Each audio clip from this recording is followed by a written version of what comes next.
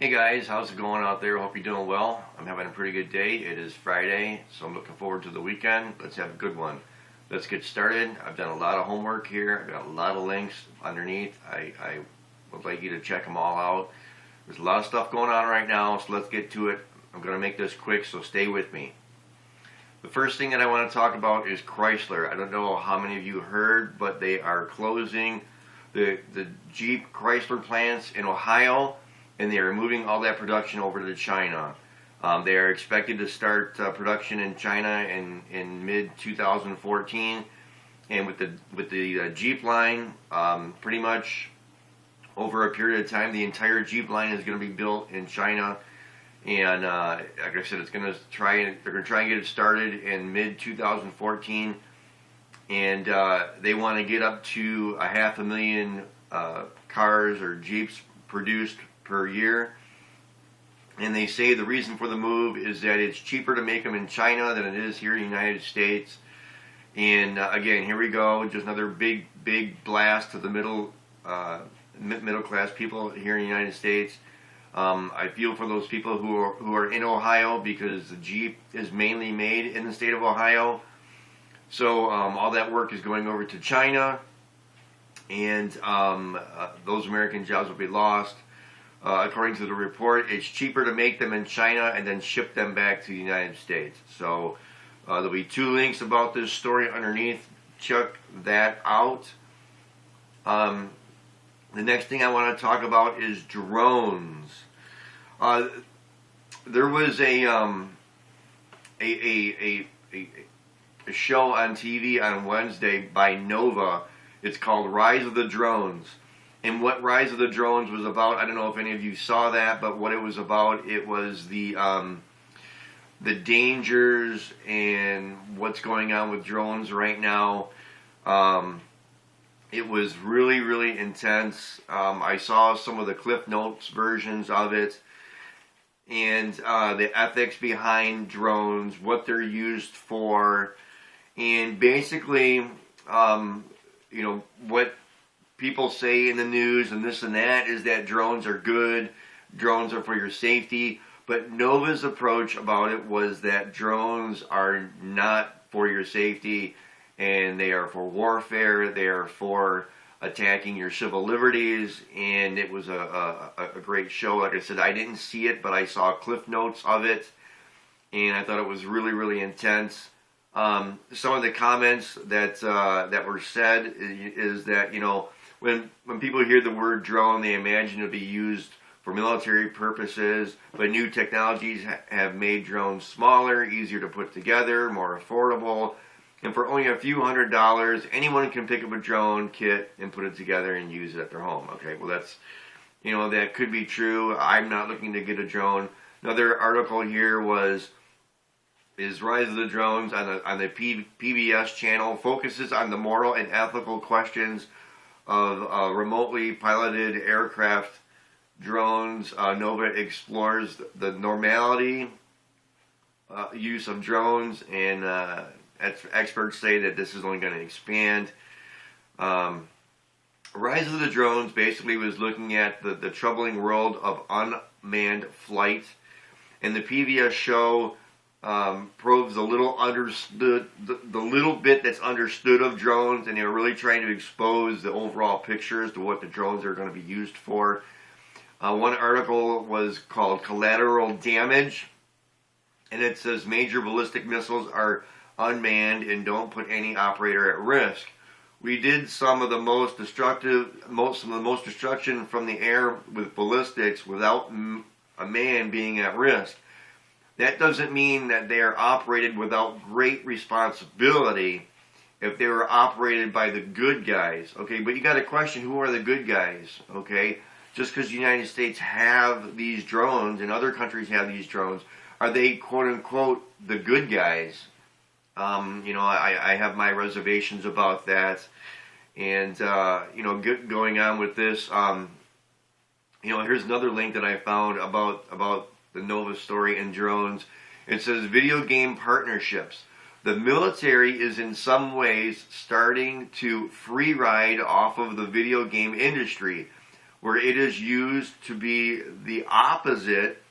And basically what's going on is that the military is now using the technology that we find in today's modern games, whereas using these drones is just like playing a game. And what's kind of bothersome about that is that you can have a military person who's conducting one of these drones, and then he, shoots up an area, kills some innocent people while trying to kill some so-called terrorists. And then, on lunch break, he goes to Taco Bell and, gets some lunch. He comes back, then he goes and kills some more people. But see, my point is that are these military people really realizing what it is that they're doing? Because they're not on the front lines. They don't see the killing. They don't see the blood. They don't see the pain and everything that's going on. It's more like playing a video game. So when they clock out at the end of the day and go home, have they really realized what they've done today, what they've done at their job today, how many people that they've killed, how many innocent people that they've killed? It was a great story on Nova, and if you caught it, that's great. There's some links underneath. You can check that out as well. Now, moving on to this, it kind of fits right in with the drones. It says the Obama civil military litmus test for military leadership, who will fire on the American people. And, Obama's kind of sorting through to figure out who will, who won't. It doesn't surprise me that he's doing this, because as we all know, the American Army has fired upon its own citizens, basically, in this country before, and I'll have a link underneath when I get to that point. Moving on, Arkansas Senate to vote on a bill that will allow guns in church. Looks like they're trying to eliminate some gun-free zones, which I'm in favor of that. They're going to allow concealed carry in churches in Arkansas, so let's see if that goes through, and maybe some other states will follow suit on that. Again, with the gun push, here's an article, Obama smells blood in the gun push. As we know, he is pushing harder and harder, and so is a lot of other people who are involved in that. It's just going crazy. Democrats introduce more legislation and expand the assault weapons ban. It seems as though that Senator Dianne Feinstein will again be pushing for the assault rifle ban, but she's even come up with new and more legislation that she wants to add to what's already been brought forth, which I think is even crazy still. It's just not good, and as you know, my stance on the Constitution, I am a constitutionalist, and I stand for it, and I do not stand for these assault weapon bans or any bans of any kind. Moving forward, there was a poll on Fox News that says, is it time to make constitutional changes to gun rights and the Constitution? And if you take the poll and you eventually get to the results, 96% say that no, it's not guns that are the problem. 96%. It was an amazing poll that I took, and I checked out the results. It was astonishing. Very astonishing. Now here's some great news for the state of Michigan. Michigan gun regulation, pistol license disclosure bill passes the Senate committee. This was brought into law in the state of Michigan, and basically what it is any firearms, ammunitions, or accessories that are manufactured and sold in Michigan will not be subject to any federal regulations under the Senate Bill 63, which has passed here in the state of Michigan.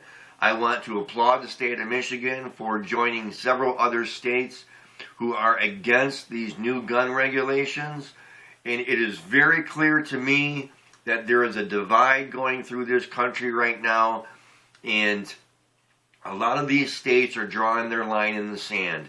Now, I am not Democrat, I am not Republican, as you all folks know, or if you don't know, you'd know now, that I don't stand with either of those parties. But what I do stand with this new law. It is a fantastic law. Michigan is standing up and saying, no, you will not take our guns.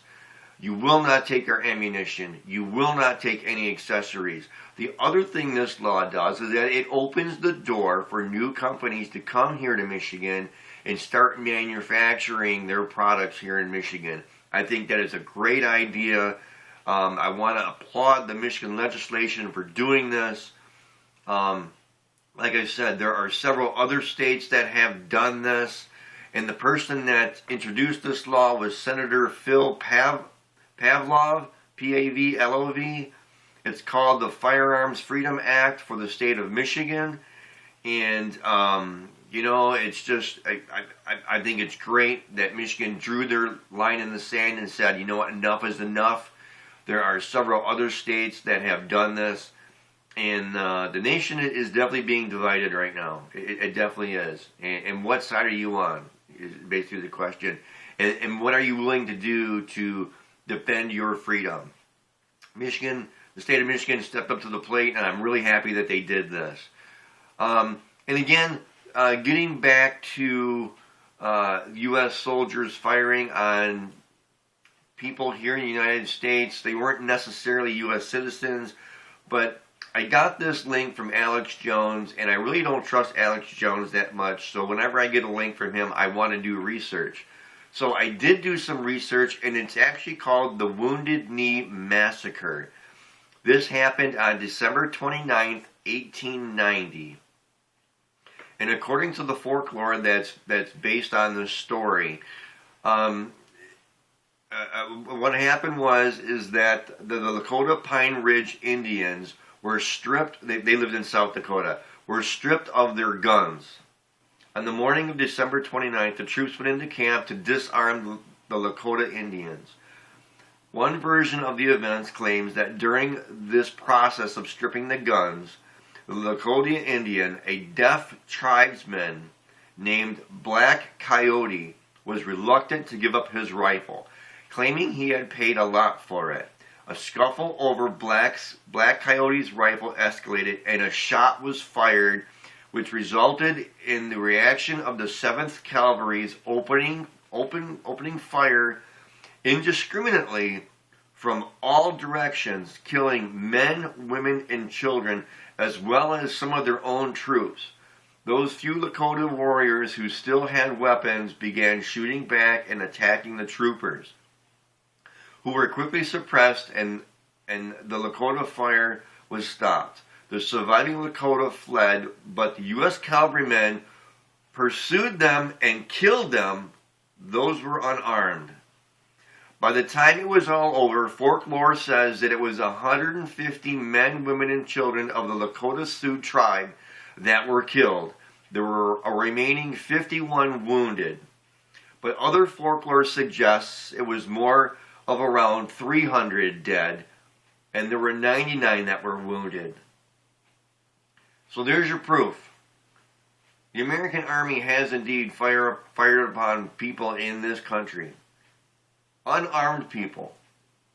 And folklore has it that there was between 150 to 300 mainly unarmed men, women, and children that were wiped out in a matter of hours by the U.S. Army. So don't tell me that it can't happen here, because it has. Folks, all the links will be underneath. I hope you guys have a great day, have a great weekend. I'm looking forward to it. Stay safe.